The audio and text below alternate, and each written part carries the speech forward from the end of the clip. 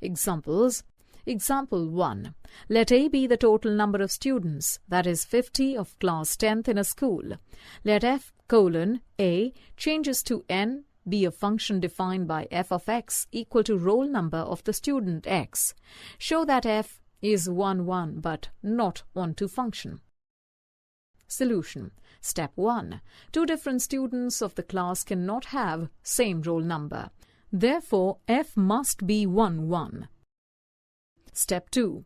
We can assume without any loss of generality that the roll numbers of the students are from 1 to 50. This implies that 51 in n is not a roll number of any student of the class, so that 51 cannot be an image of any element of x under f. Hence, f is not onto. Example 2. Prove that the function f in which a changes to a, given by f of x equal to 2x, is 1 and onto. Solution. The given function f is 1 as f of x1 equal to f of x2, which implies 2x1 equal to 2x2 implies x1 equal to x2.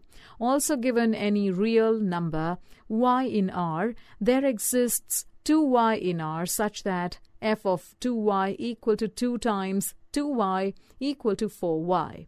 Hence, f is onto function.